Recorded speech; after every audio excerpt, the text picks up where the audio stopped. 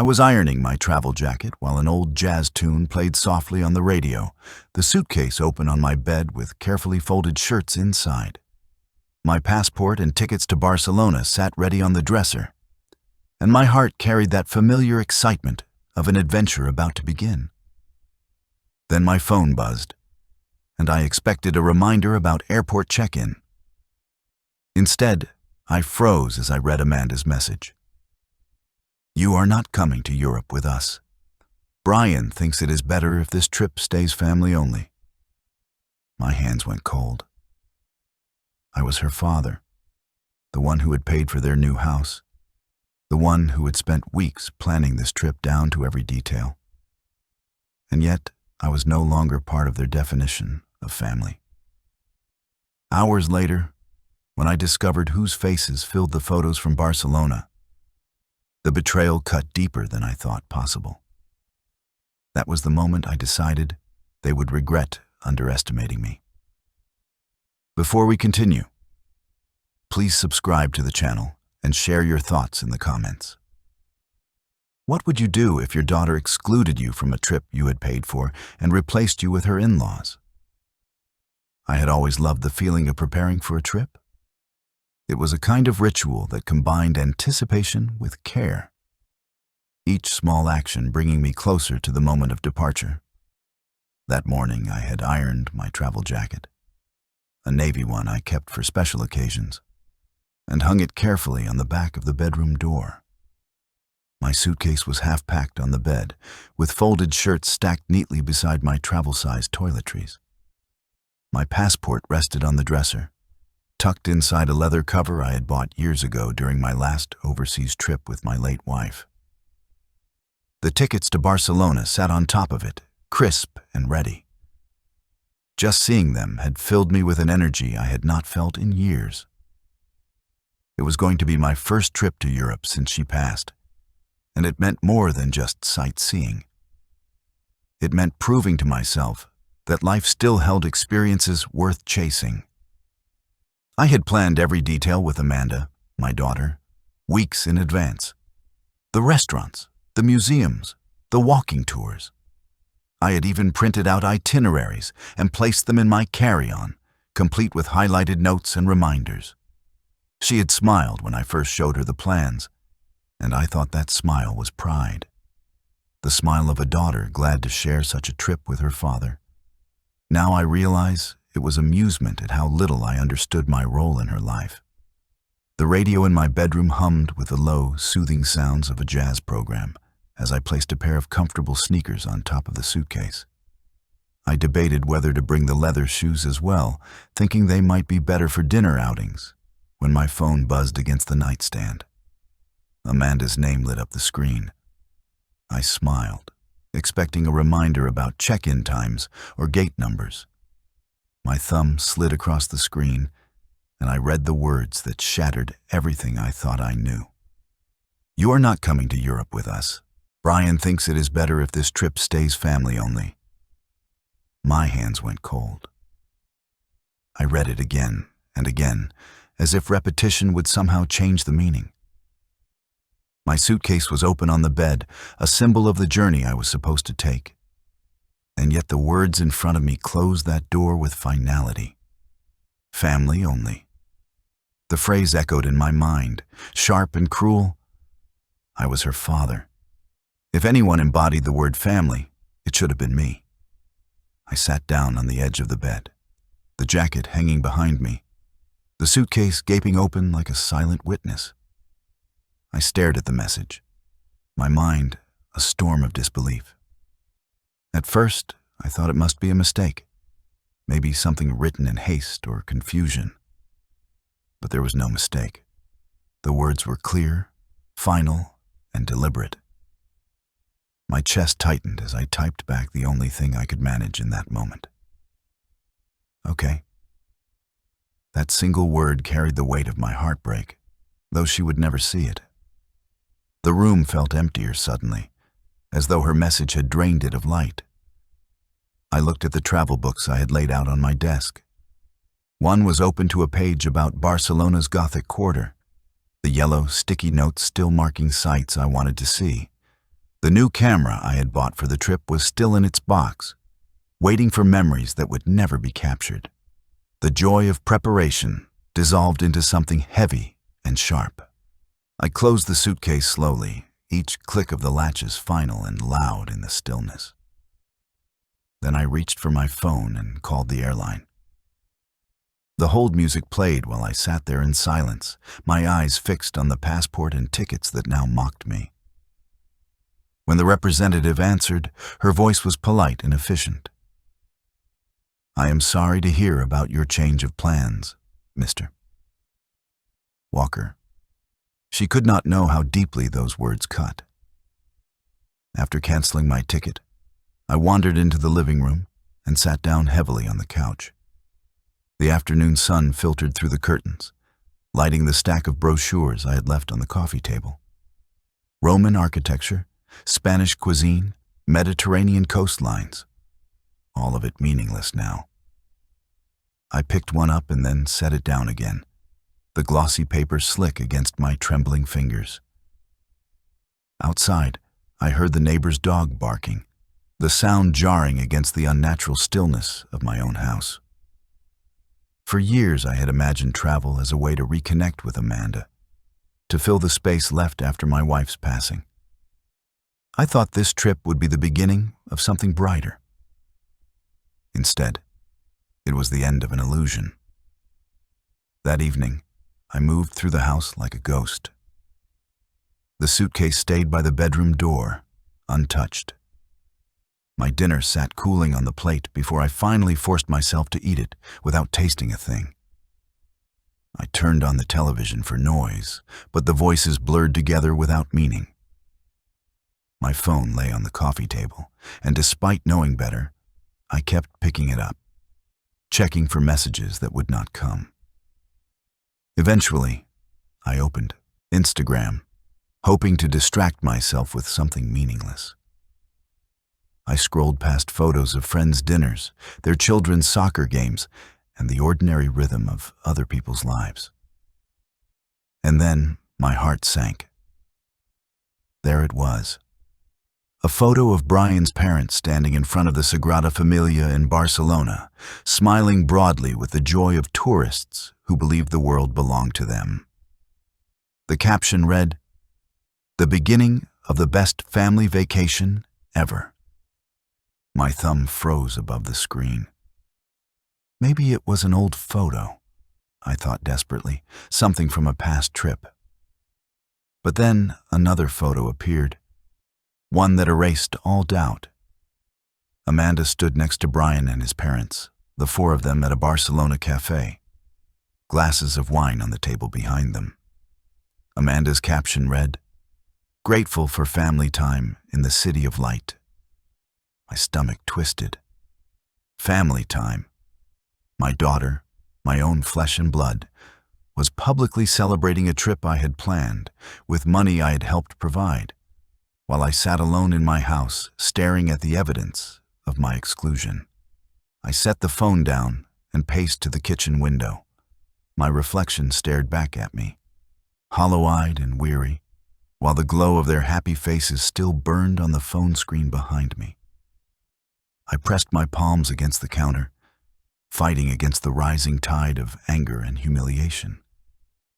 They had not only cut me out, they had replaced me. They had taken everything I had done for them and cast me aside without hesitation. The betrayal sank deeper as I scrolled through more photos. Each one was like a knife. Amanda laughing with Brian, Brian's mother wrapped in a new scarf, his father holding a glass of champagne. Their joy was built on the foundation of my sacrifice. That night, I barely slept. I tossed and turned, the images of their smiling faces playing behind my eyelids. Morning came gray and heavy, the light through the curtains cold and unfriendly. I sat at the kitchen table with a cup of coffee, staring at the steam curling upward, rehearsing what I would say when I called Amanda. My hands trembled slightly as I dialed her number. The international tone rang 3 times before she answered, her voice bright and cheerful. "Hi, Dad." I could hear the sounds of the city behind her, laughter, car horns, the bustle of Barcelona. My voice was tight. "I need to understand something." "What's that?" she asked, distracted, as if she were looking at something in the street. "I saw the photos," I said. "Brian's parents are with you." There was a pause, longer than it should have been. Then her voice changed, defensive, sharp.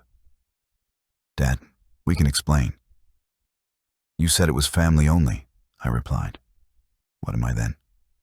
Her tone hardened. "Look, Brian thinks you can be overwhelming. He did not want his vacation ruined." The words landed like a physical blow. Overwhelming. Ruined. I felt my grip tighten on the phone. "I planned this trip. I paid for the tickets, and Brian's parents paid for their own." She shot back quickly. "They do not expect us to take care of them constantly." Constantly. The accusation rang in my ears. I wanted to remind her of every bill I had paid, every sacrifice I had made, but my throat closed with the weight of it.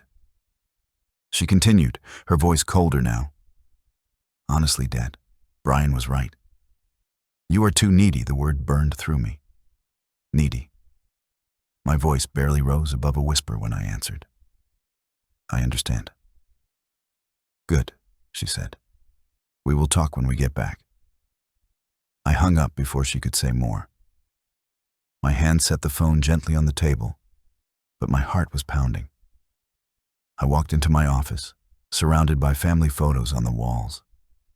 Amanda as a little girl learning to ride her bike. Her graduation. Her wedding day, where I had walked her down the aisle with tears in my eyes. Each image told a story of love and sacrifice. But now I saw them for what they were. Evidence of a life where I had been useful, not loved. I sat heavily at my desk, staring at the photographs until my eyes blurred. My hands clenched into fists, then released. I opened the drawer and pulled out a stack of bank statements, old receipts, mortgage documents. My sacrifices were there in black and white. I was tracing the lines of numbers when my phone buzzed with a banking alert. I almost ignored it, expecting something routine. But I glanced at the notification, and the words made my breath catch. Transaction processed.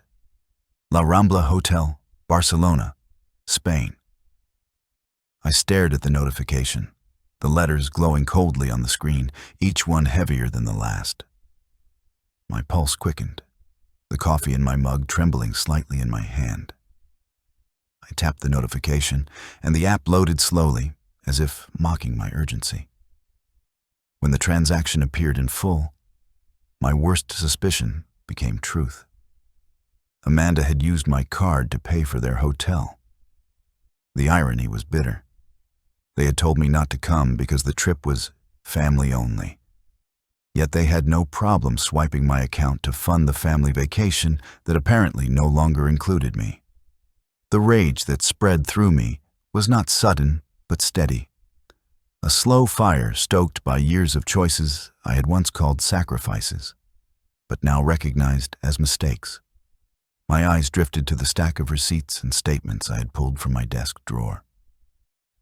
They had always been there, gathering dust, never meaning much because I thought of them as records of love. Now, they looked like evidence. I picked up one envelope and opened it, unfolding a bank statement from 2 years earlier. I had transferred $80,000 from my retirement account to cover the down payment on Amanda and Brian's house on Maple Street. I remembered the night Amanda came over, her eyes wide with hope, telling me that the bank would not approve them alone. Brian's credit was a mess after losing his second job, and Amanda's teaching salary barely stretched far enough for rent, let alone a mortgage. She had looked at me with that mixture of desperation and expectation that only a child could give a parent. And I had agreed without hesitation. "It is just paperwork, Dad," she had said. "Once we are settled, we will take over."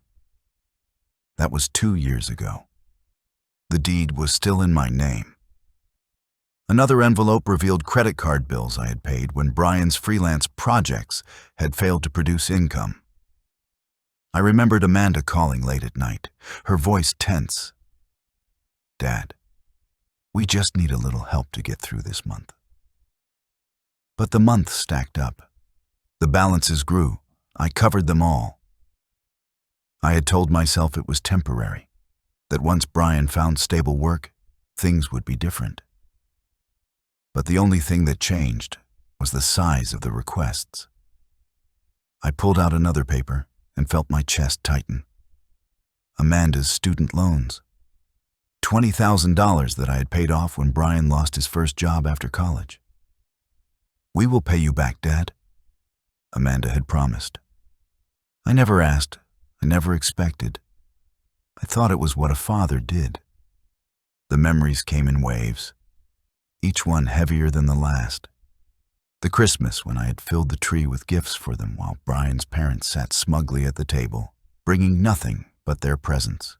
The birthdays where my presents were opened last, acknowledged with a distracted thank you while Brian showed off some flashy but inexpensive trinket he had bought. The vacations Amanda had taken with Brian's family, trips to the coast and the mountains, while I stayed home because it was already crowded. I had been blind to the pattern. To them, I was not a father, not family. I was a provider, a wallet with a familiar face. My hands clenched around the papers, the edges biting into my skin. The word needy echoed in my mind, sharp and cruel. She had called me that yesterday on the phone, her tone dismissive, parroting Brian's judgments as if they were truth. Needy. I had been there for every milestone, every crisis, every moment when she needed me. Yet now I was the burden, the one to be excluded, while his parents were embraced without hesitation. I felt anger boil in my chest, but beneath it was something colder. Clarity. For the first time, I saw the difference between love and dependence. Amanda and Brian had not relied on me out of affection. They had used me because I made life easier for them. And now that I had fulfilled my purpose, they no longer saw the need to include me. The phone buzzed again in my hand, jolting me back to the present. Another transaction alert. This time it was a restaurant in Barcelona. The charge was large enough for a meal for 4, maybe even 5. I pictured Amanda raising her glass of wine while Brian's mother laughed, the bill sliding effortlessly onto my account. I set the phone down carefully on the desk, my hands steady even as my heart hammered in my chest. I stood and walked back into the kitchen, staring at the photos still pinned to my refrigerator. Amanda as a child in a Halloween costume, grinning with her plastic pumpkin full of candy.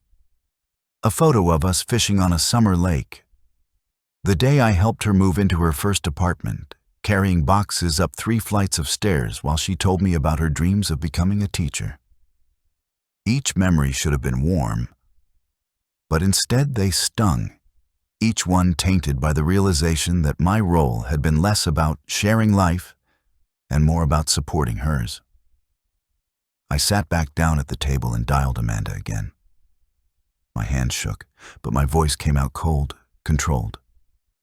She answered on the second ring, her voice already impatient. "Dad, what now?" "I just got an alert," I said flatly. "You are using my card." There was silence on the other end for a moment, then her voice sharpened. "It is just easier this way. I will settle it later." "Settle it?" I asked.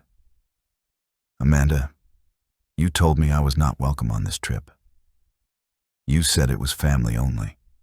and now you are using my money to pay for it." Her sigh was heavy with irritation. "Dad, you are making this dramatic. We needed the card for emergencies, and it was already set up. Brian's parents are here, and we cannot embarrass them by fumbling with money." The words struck me again, each one dripping with entitlement. "So I am excluded, but my money is not?" Her tone shifted, colder now. "Do not twist this. You know you can be overwhelming. Brian just wanted to enjoy his parents without added stress. You should respect that respect." The irony almost made me laugh. I had respected every demand, every request, every sacrifice they had asked of me for years. "Amanda," I said slowly, "I have given you everything. I covered your loans, I helped with your bills, I bought you a house. And now you tell me I am too much for you?" Her voice cracked with frustration. "Stop making this about money. We never asked you to keep score." "No," I said, my voice low. "You just expected me to keep paying." There was silence, the kind that stretched heavy across oceans. Then she snapped, "You are impossible. We will talk when we get back," and just like that, she hung up. I sat at the table staring at the silent phone, the word needy pounding through my skull like a drumbeat. Outside, the world moved on. Neighbors walking their dogs, cars driving past, the hum of ordinary life. Inside my house, everything felt different. Something had shifted in me, something that would not shift back. The phone buzzed again, and my eyes snapped to the screen. Another notification. Boutique purchase. Barcelona, Spain. Amanda was shopping. With my card. The words on my phone screen glowed like a personal insult, each letter stabbing deeper than the last. I stared at the notification, my thumb trembling above the banking app. The details loaded slowly. €85 at a shop on Passeig de Gracia, one of the most expensive avenues in Barcelona. I could almost see Amanda holding up a scarf while Brian's mother clapped her hands in delight, the price tag an afterthought because Dad's card would take care of it. My card. My money. My betrayal. I leaned back in my chair and stared at the ceiling, the weight of years pressing down on me. I thought about the years I had worked long hours, taking side jobs, skipping vacations, and cutting back on my own pleasures to build savings. I had dreamed of travel, of finally seeing the world with my daughter by my side. Now those savings were being drained in a foreign city where I was not even welcome. My pulse hammered, but beneath the anger was something calmer, steadier. It was the realization that this did not have to continue. I still had choices. I opened the banking app fully, scrolling to the account management section. Amanda's name appeared under authorized users, her access a decision I had made years ago when she was struggling to build credit. At the time, I thought I was helping her take her first step toward independence. Now I saw it clearly. I had handed her a key, and she had used it to unlock my trust, my savings, and my dignity. My finger hovered over the option.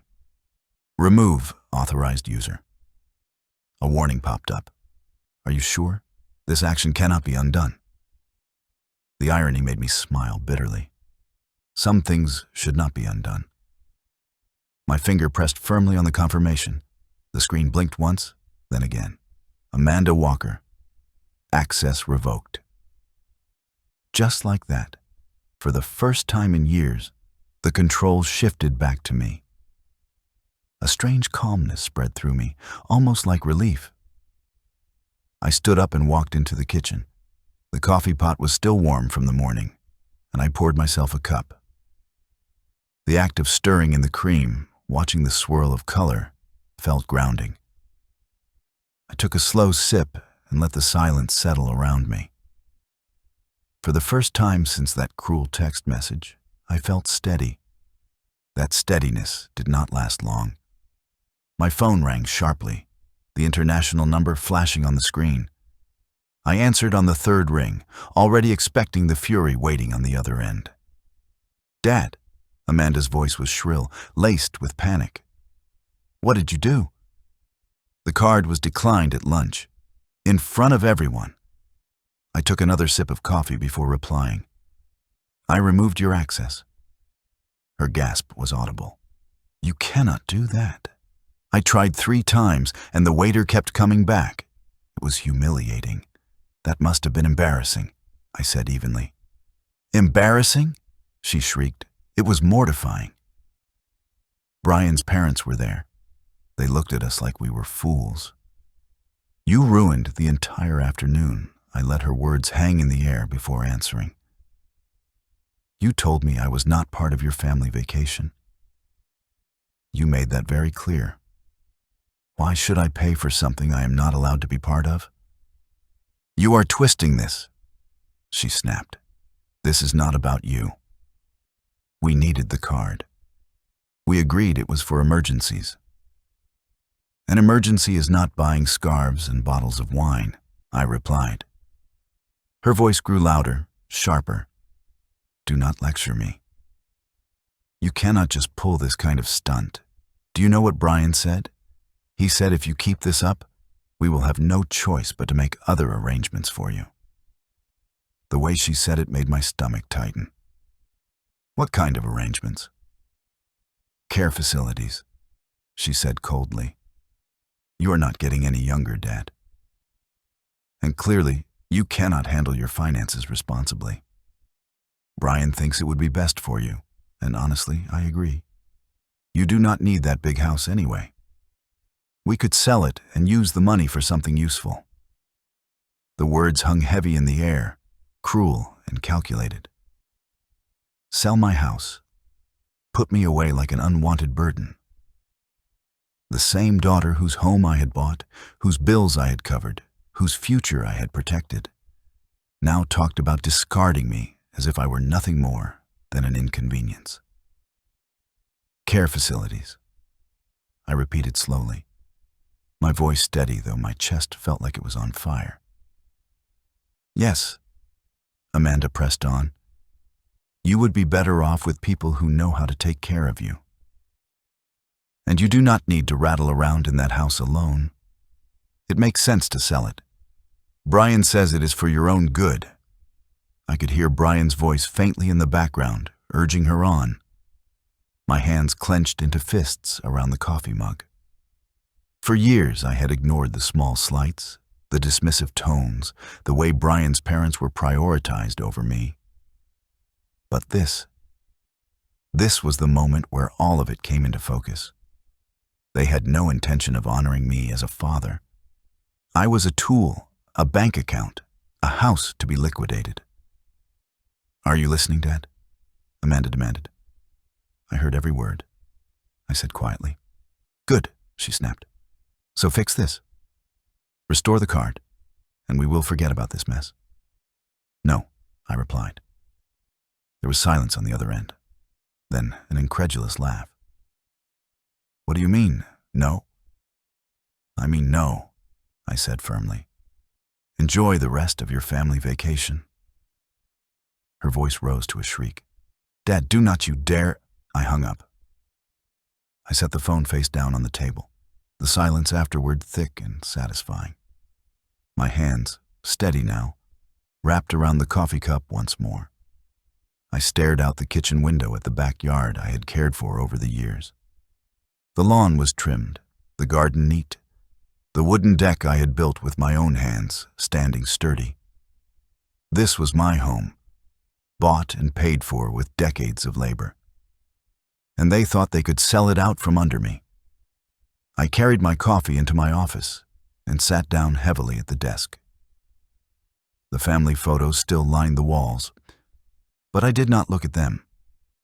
Instead, I reached into the filing cabinet and pulled out a manila folder marked Property Documents. My own house deed was on top, my name alone printed clearly, untouchable by Amanda or Brian. Beneath it was another folder, slightly worn at the edges. I pulled it free and opened it. The Maple Street property, the house I had, bought for Amanda and Brian. My signature still the only one on the title. I ran my hand slowly across the paper, the weight of realization settling in. They had threatened to sell my home, to strip me of my dignity, to shove me into a facility like I was already gone. But they had forgotten something crucial. The house they called theirs, the one they had filled with furniture, clothing, and memories, was not legally theirs at all. It was mine. My eyes narrowed as the pieces began to fall into place. Amanda and Brian were in Barcelona, oblivious, careless, using money that no longer flowed their way. Their house stood here in Cedar Falls, filled with their possessions, but the law said it belonged to me. For the first time since this betrayal began, I felt the faintest spark of satisfaction. That spark grew as I sat at my desk, staring at the property deed. The Maple Street house had always been legally mine. The title never transferred despite promises from Amanda and Brian that they would handle it soon. I remembered Amanda's voice 2 years ago, soft and pleading. "Dad, it is just paperwork. Once we settle in, we will take care of it." But life had kept them too busy. Month after month slipped by, and I never pushed because I thought I was helping. Now that oversight, born of trust, had become my leverage. The phone sat heavy in my hand as I scrolled through my contacts until I found the number. Marcus Chen. He had been my realtor for years, the one who sold me my own home and later the Maple Street property. Marcus was a man who understood discretion and efficiency. I pressed call. He answered on the second ring. "Gary Walker, good to hear from you. How is retirement treating you?" His tone was friendly, familiar. "Marcus," I said, my voice steady though my chest was tight. "I need to sell a property." Quickly, there was a pause, then the subtle shift of professionalism. "Which one are we talking about?" "The Maple Street house." Another pause. "The one Amanda lives in with Brian?" "Yes," I said firmly. "That one. It is still in my name." Marcus exhaled slowly, reading between the lines without needing the details. "Understood. Do you want me to come by the office, or should I meet you at the property?" "I will come to your office," I replied. "This afternoon." When I hung up, a strange mixture of guilt and relief washed over me. Guilt, because I knew what this meant for Amanda, for Brian, for the life they had built with my help. Relief, because for once, I was not the one being taken advantage of. For once, I was the one holding the cards. The drive to Marcus's office took me through familiar Cedar Falls streets. The early afternoon sun lit up the trees that lined the road, the leaves shimmering in a late summer breeze. I passed families walking together, children holding hands with parents, couples laughing on sidewalks. Once, I would have envied them. Now I saw them, differently, as reminders that family was not just a word, it was a choice. Amanda had made hers. Marcus's office sat inside a converted Victorian near the river. The old house had been restored with care, the kind of detail Marcus always appreciated. He greeted me at the door with a firm handshake, his eyes sharp but kind. "Gary, come in. Let's talk." We sat at his desk, sunlight pouring through tall windows. I slid the deed across to him. He studied it, then nodded. "Clean title." "No liens. That makes this easier. The market is strong right now, especially in that neighborhood. We could list at 185, maybe 190, and I expect interest immediately." "Good," I said. "Price it to move. I want it sold as quickly as possible." Marcus studied me for a moment. "Gary, is everything all right? This is a bold move." "Everything's fine," I I said carefully. I just need it done. He nodded, respecting my boundaries. He pulled up paperwork, explaining timelines, commission, inspection schedules. I signed without hesitation, each stroke of the pen more decisive than the last. When we finished, he stood and extended his hand again. We will have it listed within 24 hours. Photos, marketing, the whole package. You will not have to lift a finger. I shook his hand. Thank you, Marcus. Walking back to my car, I felt lighter, though a shadow of guilt lingered. Amanda would come home expecting stability, comfort, a house she thought of as hers. Instead, she would return to find strangers claiming it. A pang of sorrow pressed against my chest, but it did not outweigh the memory of her words. Care facilities. Sell my house. For my own good. The guilt dissolved into something colder, sharper. Justice. That night I sat in my living room, staring at the ceiling, turning the next step over in my mind. The property would be listed, but first it needed to be emptied. I opened my laptop and searched for local moving services. I ignored the flashy ads from national chains until I found a smaller listing. Cedar Valley Movers. Family-owned for 20 years. Strong reviews mentioning discretion and reliability. That was what I needed. I called the number. A man's voice answered directly, deep and straightforward. Cedar Valley Movers, this is Dave. Dave, I need help moving furniture and belongings into storage. Tomorrow, if possible. Tomorrow, he repeated. Full house? Yes, everything inside. There was a pause, then a note of understanding in his voice. Family situation? Something like that. Understood. We have a truck and crew available. Where's the house? Maple Street, I said, giving the address. The residents are out of town. I will provide the keys. Everything needs to go into storage before they return. Got it. Do you have storage lined up? Not yet. No problem, Dave said. I will set you up with Cedar Falls Secure Storage. We work with them all the time. 10 by 20 units should fit a whole house. First month's rent is $120. They can have paperwork ready when we arrive. I nodded to myself, impressed by his efficiency. Make it happen. When I ended the call, I felt a quiet satisfaction. The plan was moving forward. Tomorrow, Amanda's house would no longer be Amanda's. I woke early the next morning, earlier than usual. I pulled on old jeans and a work shirt from my days in construction. Clothes that reminded me of who I used to be before I allowed myself to become a bank account with a heartbeat. By 7:45, I was parked in front of the Maple Street house. It looked the same as always. The small porch decorated with Amanda's potted flowers, the lawn neat, the curtains drawn. But to me, it was no longer her home. It was a property, and today it would be cleared. Dave's truck rumbled up behind me, white letters painted across its side. He climbed out of the cab, a solid man in his 50s with a weathered face and straightforward eyes. Two younger men followed, already unloading dollies and packing blankets. Mr. Walker? Dave asked, extending a hand. Yes. Let's get started.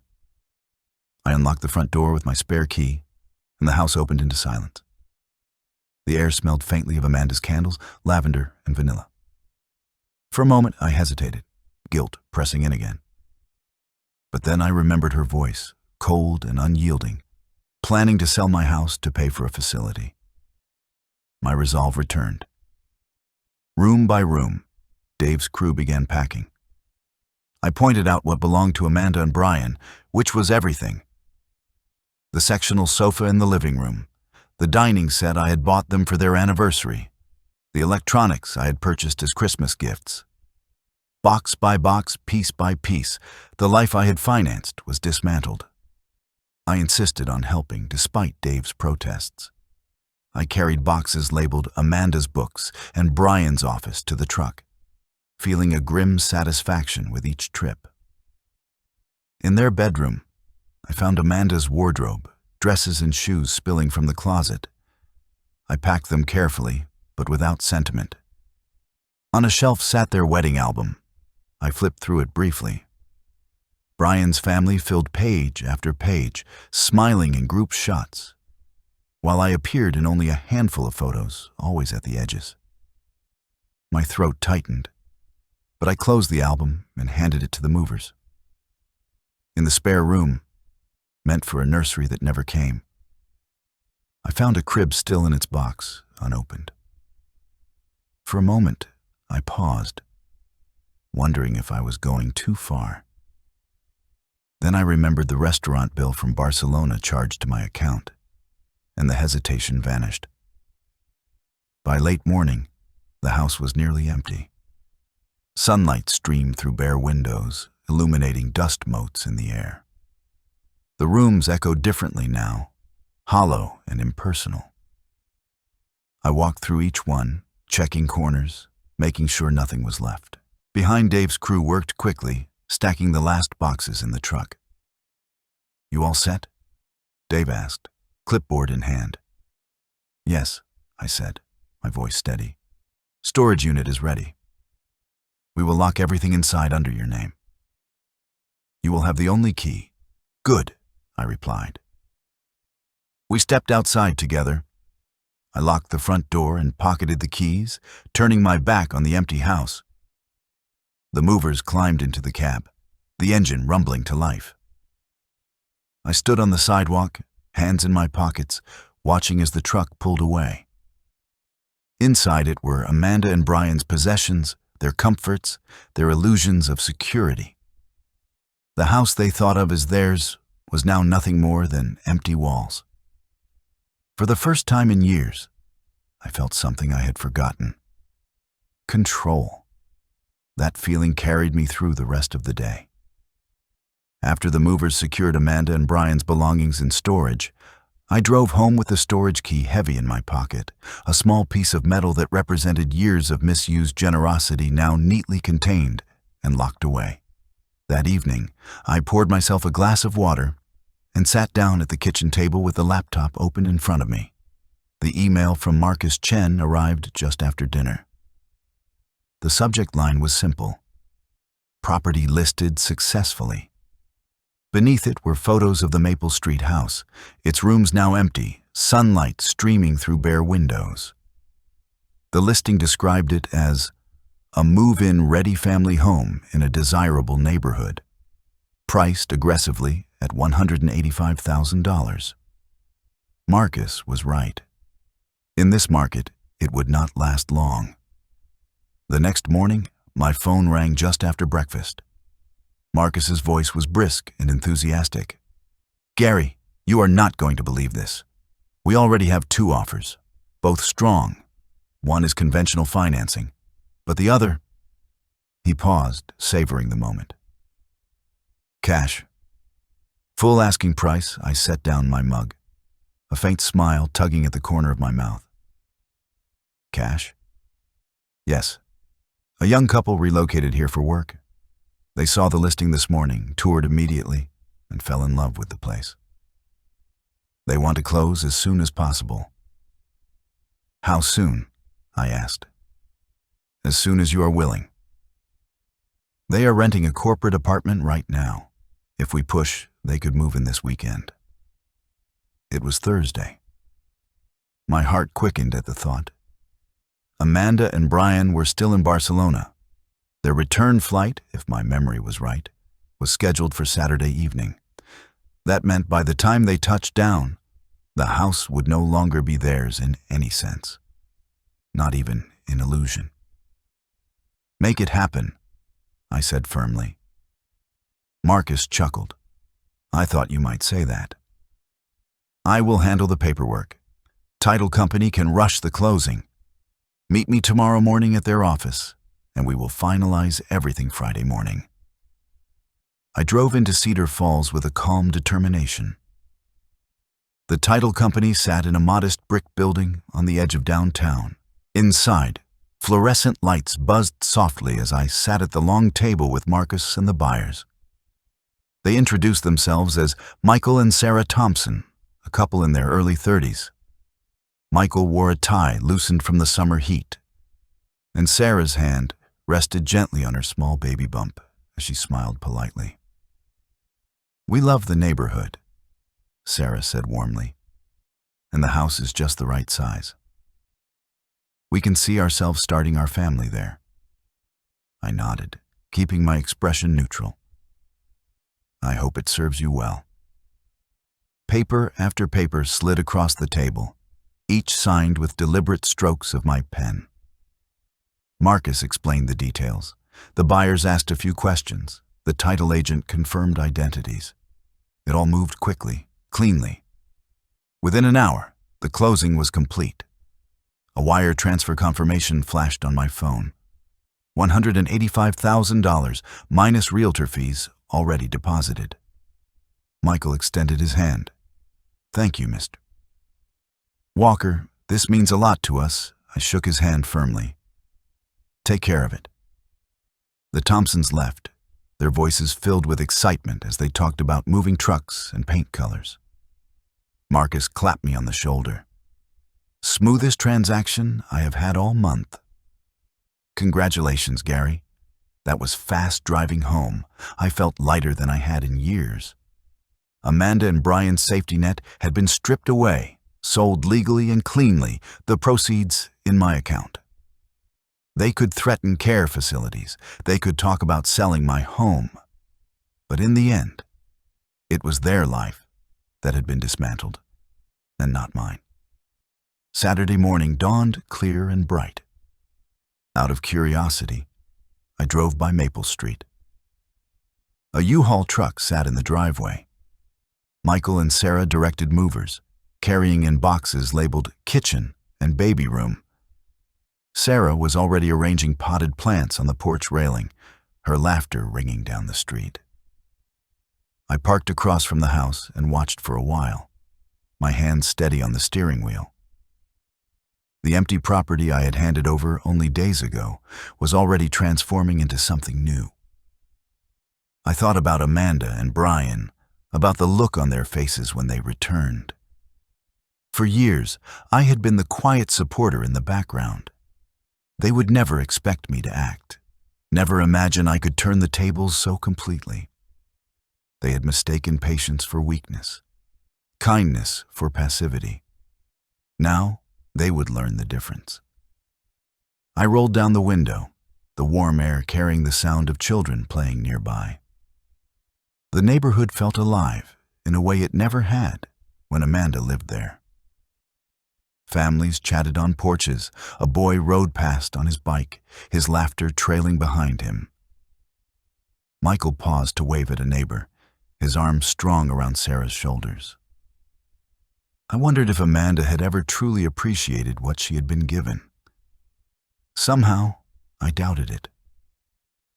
My phone buzzed in the cup holder, an international number. I let it ring until it stopped. A second call came moments later, then a third. I did not answer. I already knew what Amanda wanted. She would be panicking now, trying to figure out why her card no longer worked, why the house was quiet when she texted neighbors to check on it, why her father had suddenly stopped playing the role she had written for him. The realization was dawning, but the truth had not fully landed yet. It would. Soon. By late afternoon, I was back at home, sitting on the porch with a glass of iced tea when my phone buzzed again. This time it was Marcus. "Gary," he said, his voice almost gleeful. "You should know, the Thompsons are thrilled. They want to be fully moved in today. They said it already feels like home." "Good," I said quietly. "That is exactly what I wanted." Saturday evening arrived, the golden light stretching long shadows across my backyard. I grilled a simple dinner, the smell of charcoal and sizzling meat filling the air. As I sat down to eat, I checked the time. Nearly 8 o'clock. By now, Amanda and Brian's flight would have landed. They would be collecting their bags, tired from the long journey, expecting to slide into a taxi and ride back to the comfort of their house on Maple Street. Their house. The thought made me shake my head. I cleaned up after dinner, stacked the dishes neatly, and then, on impulse, drove once more to Maple Street. The sky had deepened into twilight by the time I arrived. The U-Haul truck was still there, doors open as movers carried in the last of the Thompsons' belongings.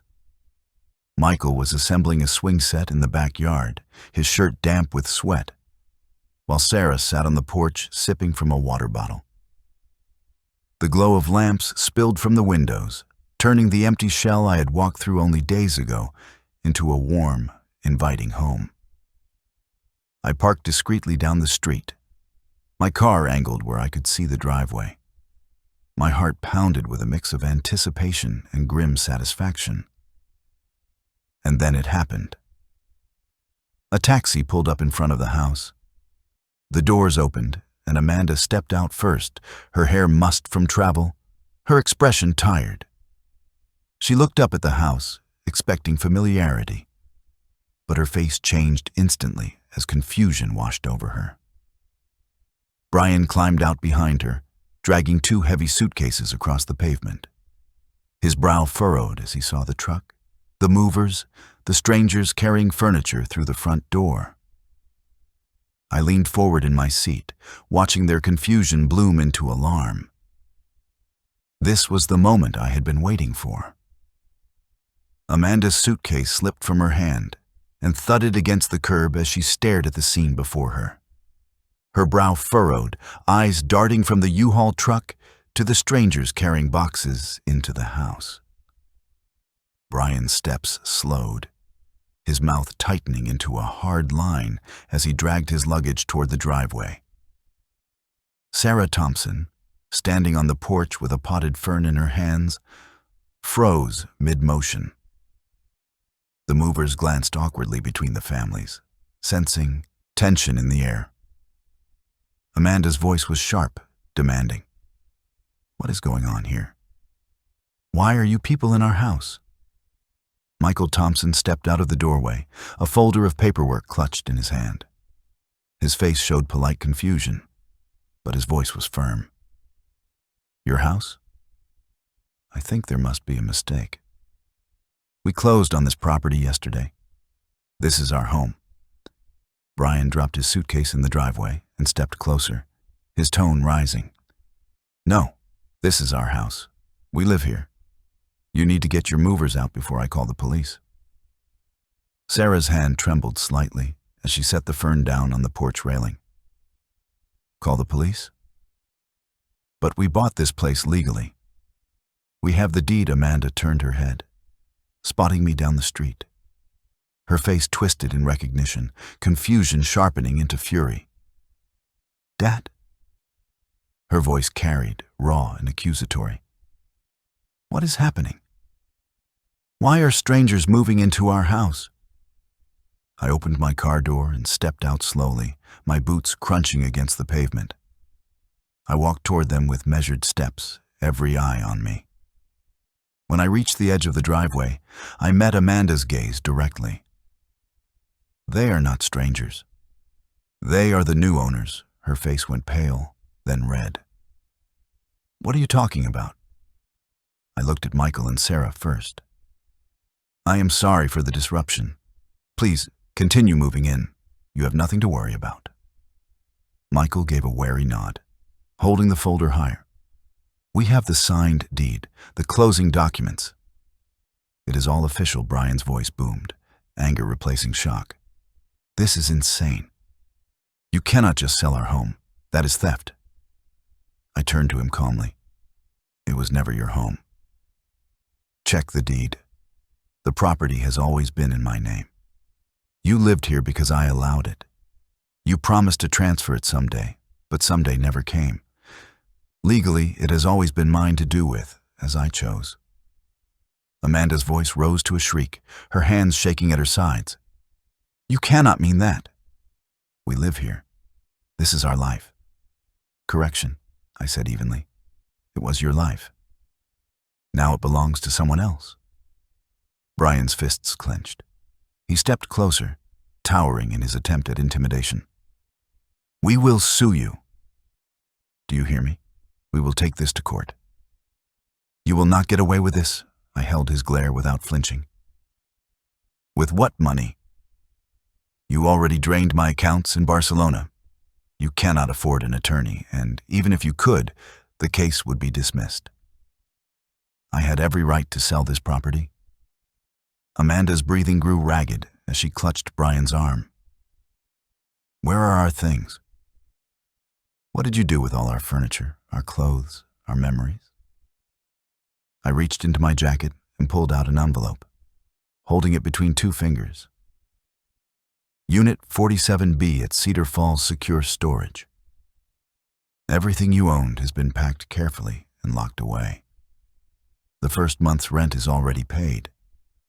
You have the key in that envelope. Brian snatched it from my hand, tearing it open and scanning the paper with furious eyes. His voice cracked as he read aloud. Secure Storage. Unit 47B. You put our entire life in a storage locker? I preserved everything carefully, I said coldly. Unlike you, I respect what does not belong to me. Amanda's face contorted with rage, tears welling in her eyes. How could you do this? How could you do what you did to me? I shot back, my voice steady but sharp. You excluded me from the trip I paid for. You replaced me with Brian's parents. You called me needy. And then you threatened to sell my house and put me in a facility. Family does not do that. Amanda Sarah Thompson, still standing on the porch, shifted uncomfortably. Michael, she whispered, maybe we should go inside. Michael nodded, ushering her gently through the doorway. He cast me a quick look of sympathy before closing the door. The movers followed suit, carrying boxes with renewed urgency, eager to escape the storm brewing outside. The front yard became a stage for a confrontation years in the making, and we were the only audience. Brian's face was red, veins standing out in his neck. You are finished. Do you understand? We will fight you for this. You will regret crossing us. I shook my head slowly. No, Brian. The only regret here is mine. Regret that I did not see sooner what kind of man you are, and how easily Amanda chose to follow your lead. Amanda let out a strangled sound, half sob, half scream. You cannot do this to us. We are your family. I felt the weight of her words, but I did not waver. Family does not use someone until there is nothing left. Family does not discard their father like a worn-out coat. You made your choice in Barcelona. You decided who your family was. And now I am deciding for myself. Her hands flew to her head, clutching her temples as if she could block out my words. Her voice rose higher, desperate, unrestrained. You cannot do this to your own daughter. The sound of Amanda's cry echoed down Maple Street, raw and cutting in the evening air. Neighbors had begun to peek through curtains, some standing quietly at the edges of their yards, drawn by the commotion. I did not raise my voice in return. I simply stood there, letting the truth sit heavy between us. Amanda trembled, Brian's hand gripping her shoulder like a tether, though his own face was contorted with rage and humiliation. The confrontation ended not with resolution, but with their fury spilling into the back seat of another taxi they had called, luggage piled awkwardly at their feet. The vehicle pulled away, Amanda staring out the window with eyes full of betrayal. Not hers, but mine, as if I had wronged her. I stood still long after the taillights disappeared, the night air cool against my skin, until finally I turned and walked back to my car. 2 days later, I found the envelope taped to my front door, It was thick, heavy, with legal papers. The return address carried the name of a law firm in Cedar Falls I recognized, one Brian's uncle had once worked for. Inside, the papers spelled out their intention. Amanda and Brian were suing me for wrongful sale of their marital home, seeking damages for emotional distress and demanding the property be restored to their names. My lips curled into something that might have been a laugh if it had not been so bitter. They truly believed they could twist the law into their weapon. I wasted no time. That same afternoon, I sat in my attorney's office, a man named Daniel Foster, who had represented me in smaller matters before. He was calm, meticulous, and more importantly, ruthless when the situation demanded it. He scanned the documents with a steady eye, flipping each page as if he already knew what he would find. When he finished, he set the stack down neatly on his desk. "They have no case," Daniel said simply. "They seem to think they do," I replied. "They are wrong. The deed has always been in your name. You provided the down payment, you covered the mortgage. There was never a legal transfer. What you did was entirely within your rights. If they push this in court, they will embarrass themselves." His certainty soothed something restless in me. "So we fight?" "We do not need to fight," Daniel said with a faint smile. "We simply stand. The law is on your side." Weeks passed, filled with filings, responses, and the slow machinery of the legal system grinding forward. Amanda and Brian had retained a lawyer who clearly hoped to pressure me into a settlement. But Daniel swatted down each motion with precise efficiency. I attended one hearing, sitting silently as the judge listened to both sides. Amanda looked across the courtroom at me, her face a mixture of anger and pleading, as if her performance could sway me into surrendering what she believed she deserved. Brian sat stiffly beside her, whispering into her ear at intervals, his arrogance oozing across the aisle. I said nothing. Daniel spoke for me, presenting documents, receipts, the original deed. The judge's eyes narrowed as he reviewed them, his questions cutting through Amanda's lawyer's weak arguments. When the session ended, I walked out without glancing back. The ruling came 3 weeks later in the form of a crisp document mailed to my attorney and then forwarded to me. Lawsuit dismissed. Property owner had acted within full legal rights. Amanda and Brian were ordered to cover their own legal fees. I sat at my kitchen table holding the paper in my hands, the words sinking in slowly. It was over. Their attempt to strip me of what was mine had crumbled into nothing. That evening, Daniel called. "Congratulations, Gary." Clean victory. They have no grounds for appeal. I thanked him, my voice steady. After we hung up, I walked into my office and opened the drawer where I kept important papers. I slipped the court decision into a new folder, labeling it with a single phrase, "Legal victory." Then I shut the drawer with a quiet finality. The news spread through Cedar Falls faster than I expected. Small towns have a way of carrying stories like wildfire.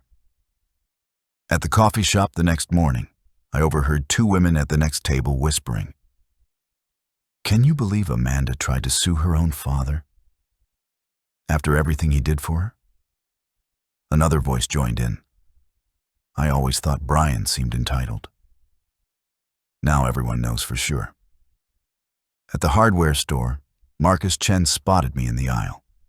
He walked over with a knowing smile. "How are you holding up with all of this?" "Better than I thought," I admitted. "You should be," Marcus said. "You did what you had to. And you did it clean. Not everyone was supportive." A few muttered words reached me, comments about families sticking together, about how blood should be thicker than water. But I had learned to let them roll off me, Those people did not know what it felt like to be called needy by your own child, to be threatened with exile to a facility by the daughter you raised. They did not know betrayal the way I did.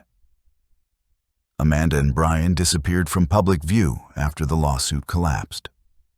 Their friends drifted away, whispers replacing invitations. Brian's family, once so proud of their son, now looked uncomfortable in town, avoiding eye contact when they crossed paths with me. Amanda did not call, did not write, did not show up on my doorstep. The silence was loud, but for once it did not hurt. It was freedom. Still, the emptiness of my house pressed in during the evenings. For decades, I had defined myself as Amanda's father, the one who solved her problems, the one who sacrificed without question. Now that role was gone, stripped away not by time, but by truth. I found myself pacing the kitchen, restless, wondering what came next. One evening, as the sun dipped low over the neighborhood, I sat in my armchair and looked around the living room. The walls were lined with photos of Amanda's childhood, framed reminders of a relationship that no longer existed. For years, I had clung to them as proof of purpose. Now, they felt like relics of someone else's story. Slowly, deliberately, I began taking them down. Each frame I set face down on the table was a weight lifted from my chest. When I reached the last one, a picture of Amanda in her cap and gown, I sat back in the chair and exhaled deeply. The silence in the room was different now. Not oppressive, but open. For the first time in as long as I could remember, I allowed myself to ask a question that had nothing to do with Amanda, nothing to do with Brian, nothing to do with sacrifice. What did I want? The question echoed in my mind, simple yet powerful. I closed my eyes, and images began to form unbidden. Mountains I had never hiked, highways stretching across unfamiliar states, a dog at my side, head out the window as the wind rushed by, a trailer hitched behind my car, freedom waiting at every horizon. The thought startled me at first, but then it grew warm and steady. I had lived so long as a provider, a protector, a man chained by obligations that were never reciprocated. But now those chains had been cut.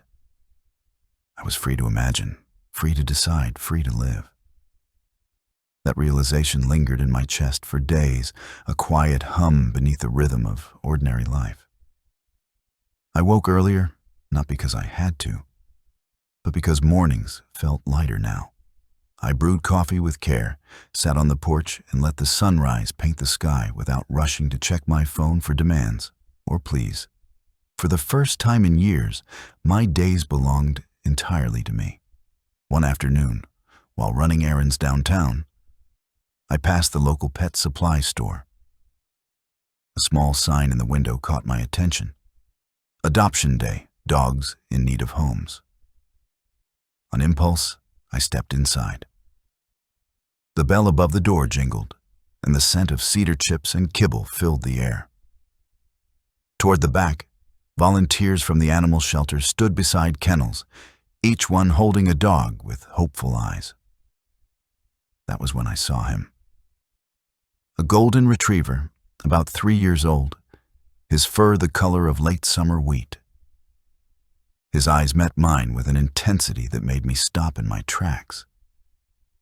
The volunteer noticed. "His name is Rocky," she said. "His previous family had to move overseas and could not take him. He has been with us a few weeks. He is good with people, calm but playful. Loves car rides." I knelt down, resting my hand against the kennel bars. Rocky's tail thumped hard against the floor, and he pressed his nose into my palm like he had been waiting for me all along. Something inside me shifted, the loneliness I had been carrying melting into warmth. "I will take him," I said simply. The adoption paperwork was straightforward. An hour later, Rocky was in the passenger seat of my car, his head out the window, tongue lolling as the wind ruffled his ears. I laughed, an honest, unguarded sound I had not heard from myself in years. That night, Rocky curled up at the foot of my bed, and for the first time in months, the house did not feel empty. With Rocky by my side, the restless energy that had been building inside me turned into action. I pulled out maps, guidebooks, and travel magazines, spreading them across the kitchen table. My eyes traced routes westward, across Iowa into Nebraska, then down through Colorado into Utah and Arizona. National parks dotted the pages like promises waiting to be kept. Arches, Zion, Bryce Canyon, the Grand Canyon. Places I had always dreamed of visiting, but had postponed in the name of family obligations. Now there was nothing holding me back. I visited an RV dealership just outside town, rows of gleaming trailers lined up under the bright sun. A salesman approached, but I waved him off, preferring to explore on my own. Eventually, I found it. A compact but sturdy travel trailer, just the right size for one man and a golden retriever. I gasped, stepped inside, running my hand along the small kitchenette, the cozy bed tucked against the wall, the dinette that would double as a writing desk. Freedom condensed into a single space on wheels. Rocky hopped inside behind me, nose twitching as he sniffed every corner. He leapt onto the bed, circled once, and lay down with a satisfied sigh, as if declaring it his. I smiled. The decision was made. I traded in my second car, signed the papers, and by the end of the day, the trailer was mine. Back at home, I prepared with methodical care. I packed camping gear, stocked the pantry, and loaded Rocky's food, toys, and bed.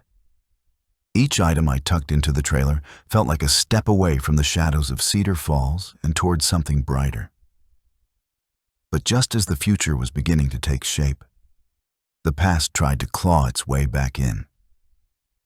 My phone rang late one evening. The caller ID made my chest tighten. Amanda.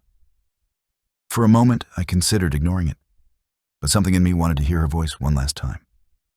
I answered. Dad? Her voice was soft, almost fragile. Yes, I said cautiously. There was a long pause, then a sigh. I know things got out of hand. Brian was angry, I was upset, but we are family. We should not let this tear us apart. Can we just fix this? I closed my eyes, leaning back in my chair. Fix this? Amanda, you tried to sue me. You called me needy. You threatened to put me in a care facility and sell my house. Do you remember that? Her voice wavered. I did not mean it like that. I was just stressed. Brian was pressuring me. You know how he gets. Please, Dad, we can start over. Just transfer some money, let us get back on our feet, and we will talk. There it was. Not love, not reconciliation. Just another request, another expectation that I would keep funding a life that excluded me. No, Amanda, I said firmly. This time, I will not. I have nothing left to give you. Not money, not property, not pieces of myself. You made your choice. Now I am making mine. Her tone sharpened instantly, the softness gone. If you walk away now, you will regret it. You will die alone, and you will have no one. I looked down at Rocky, who had lifted his head from the rug to watch me, his warm eyes steady, his tail giving one reassuring thump. I already have someone, I said quietly, and I will not die alone. Amanda's breath caught, but I did not wait for her reply. I ended the call, set the phone face down on the table, and exhaled slowly. The silence that followed was not heavy this time. It was clean, final. The next morning, I hitched the trailer to my car. Rocky bounded around excitedly, sensing the adventure ahead. I walked through the house one last time, checking locks, shutting off lights. I paused at the doorway, looking back at the rooms I had once filled with Amanda's photos and mementos. Now they were empty walls, and that felt right. The house had served its purpose. It was time for me to serve mine. With Rocky settled in the passenger seat, I started the engine. The trailer rattled lightly behind us, steady and sure. I drove through Cedar Falls slowly, passing familiar streets that looked smaller now, less imposing. Neighbors waved as I passed, and I lifted a hand in return.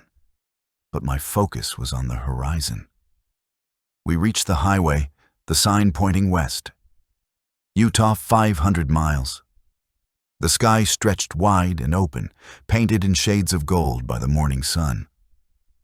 Rocky leaned against the window, his ears flapping in the wind, his eyes bright with joy. I tightened my grip on the wheel, a smile spreading across my face. This was it. The life I had always postponed, the freedom I had always imagined. At last, it was mine. The miles rolled away beneath the tires, each one carrying me further from Cedar Falls and everything that had bound me there. Rocky sat in the passenger seat, his head out the window, ears flapping in the wind, his tongue lolling in contentment. Every so often he glanced at me, as if to make sure I was still there, as if to say, "We are really doing this." And I would nod back, hands steady on the wheel, the corners of my mouth tugging into a smile. The landscape began to change as we crossed into Nebraska. Endless fields stretching out beneath wide skies, the sun spilling gold across the horizon. At night, we parked at small roadside campgrounds. The trailer a warm haven against the quiet of the open plains. Rocky settled quickly, curling at the foot of the bed or sometimes climbing halfway up to rest his head against my leg. In those moments, the silence did not feel lonely. It felt like companionship, pure and unspoken. Days blurred together in the rhythm of travel. Drive, stop, explore, rest. By the time we reached Colorado, the mountains rose in the distance, jagged and majestic against the morning sky. I pulled into a scenic overlook, stepped out, and just stood there, breathing the thin, crisp air. Rocky bounded around the grass, nose to the ground, tail wagging with wild delight. For years I had dreamed of moments like this, and now they were mine without compromise, without the shadow of obligation. But it was in Utah that the truth of my journey came alive. We arrived at Arches National Park in the late afternoon, the desert heat easing into the cool of evening. The red rock formations towered around us, carved by centuries into impossible shapes that felt both fragile and eternal. I parked the trailer at the campground and walked with Rocky along one of the trails, the air dry and still, the crunch of gravel beneath my boots loud in the quiet. We reached a spot where the land opened into a wide vista. The sun was lowering, staining the sky in shades of orange, pink, and purple. Rocky sat beside me, his fur glowing in the fading light. I lowered myself onto a rock, resting my hand on his back, feeling the steady rise and fall of his breathing. For the first time, I let myself reflect fully on the path that had brought me here. I thought about Amanda as a little girl, holding my hand as we crossed streets, her laughter echoing through our old backyard. I thought about every sacrifice I had made, paying her tuition, covering her debts, co-signing her mortgage. I thought about how willingly I had given, believing that was what love looked like. And then I thought about her words in Barcelona. "You are too needy? We will put you in a care facility. We will sell your house." The difference was clear now. I had confused being useful with being loved. I had allowed myself to believe that constant giving was proof of connection. But love is not measured in dollars or deeds. Love is presence. Love is respect. Love is shared laughter on long walks and trust in quiet silences. Amanda had chosen dependence, not love. And when dependence no longer served her, she cast me aside. I closed my eyes, breathing deeply of the desert air. The pain of her betrayal was still there, a scar I would always carry. But it no longer weighed me down. Instead, it sharpened my understanding of what mattered. I was not useless, as they had tried to make me feel. I had simply been used. And now, finally, I was free of that role. Rocky nudged his head against my arm, pulling me back into the present. I scratched behind his ears, smiling as his tail thumped against the sand. "We are all right, boy," I murmured. "We are more than all right." The sun slipped lower, painting the rocks in deep crimson as shadows stretched across the desert floor. Other campers passed by, some with children, some with cameras, all chasing the beauty of the moment. But I did not need to capture it. I was living it. We stayed there until the last light faded, the stars beginning to prick the darkening sky. Back at the trailer, I cooked a simple meal on the small stove, Rocky lying at my feet, content. Later, I lay in bed, staring through the small window as the Milky Way stretched overhead. The vastness of it humbled me, but it also comforted me. For so long, my world had been narrowed to Amanda's needs, Brian's failures, and my role as the silent provider. Now, the world was wide again, endless, waiting. The days that followed carried us deeper into the southwest. At Zion, I hiked through narrow canyons, water cool around my ankles, Rocky bounding ahead, splashing with joy. At Bryce Canyon, I stood at the rim, staring down at the amphitheater of hoodoos, the landscape surreal and breathtaking.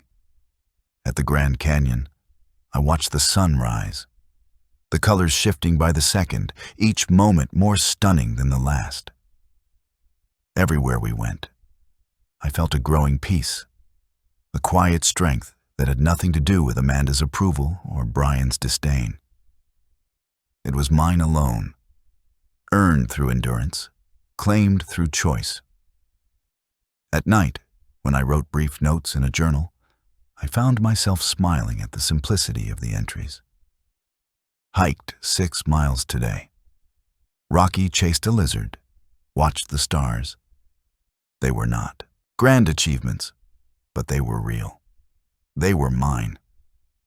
Amanda called once more. I let it ring. The voicemail she left was longer this time, her tone shifting between pleading and anger. I listened only to the first few seconds before deleting it. She had made her decisions. So had I. The line between us was not blurred anymore. It was clean, final, and necessary.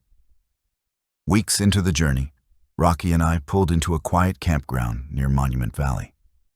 The red mesas rose in the distance, stark against the blue sky. That evening, as the sun set, I sat in my camping chair with Rocky curled beside me, his head on my boot. The horizon stretched endless, the silence deep, broken only by the occasional rustle of desert wind. I thought about what Amanda had screamed on Maple Street. "You cannot do this to your own daughter." The words had haunted me for a while, but now, in the desert's calm, they lost their sting.